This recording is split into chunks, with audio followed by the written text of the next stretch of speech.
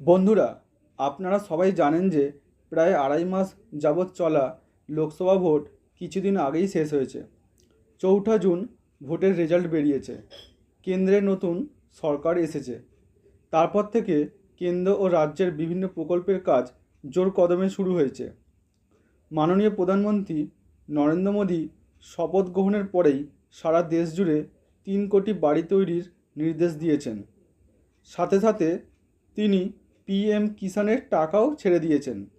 এর সঙ্গে সঙ্গে রাজ্য সরকারও কৃষকদের জন্য রূপায়িত প্রকল্প কৃষক বন্ধুর টাকা এই জুন মাসের মধ্যেই তাদের অ্যাকাউন্টে সরাসরি পাঠাবে বলে স্থির করেছে। আদর্শ আচরণবিধি উঠে যাওয়ার সঙ্গে সঙ্গেই পশ্চিমবঙ্গ সরকারের বিভিন্ন জনমুখী প্রকল্প কাজ করা শুরু করে দিয়েছে।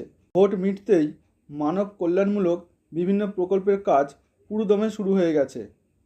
বর্তমানে রাজ্যবাসীর জন্য বিভিন্ন প্রকল্প যেমন কন্যাশ্রী, রূপশ্রী, শিক্ষাশ্রী, কর্মশ্রী, স্বামী বিবেকানন্দ স্কলারশিপ এবং সর্বোপরি লক্ষ্মীর ভাণ্ডার ভীষণভাবে সমাদৃত এবং জনপ্রিয়। এই প্রকল্পগুলির মাধ্যমে সমগ্র রাজ্যবাসী অত্যন্ত উপকৃত হয়। এই প্রকল্পগুলির মতোই কৃষকদের জন্য তৈরি অত্যন্ত পরিচিত প্রকল্পটি হলো কৃষক বন্ধু প্রকল্প। এই প্রকল্পের মাধ্যমে কৃষকরা বছরে ৪,০০০ থেকে ১০,০০০ টাকা পর্যন্ত পান।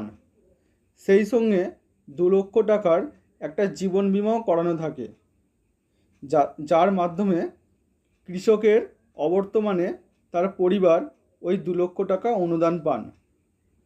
বর্তমানে প্রায় ৩০ লক্ষেরও বেশি চাষি এই আর্থিক সুবিধা পাবে। তবে সবাই সমান অর্থ পাবে না। ৪,০০০ থেকে শুরু করে ১০,০০০ টাকা পর্যন্ত এই আর্থিক সুবিধা প্রত্যেকে পাবে।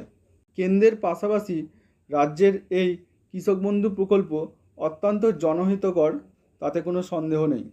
এইভাবে সময়ের সাথে সাথে বিভিন্ন প্রকল্প ও স্কিমের মাধ্যমে কেন্দ্র এবং রাজ্য সরকার সাধারণ খেটে খাওয়া গরিব মানুষের পাশে এসে দাঁড়াতে খুবই বদ্ধপরিকর।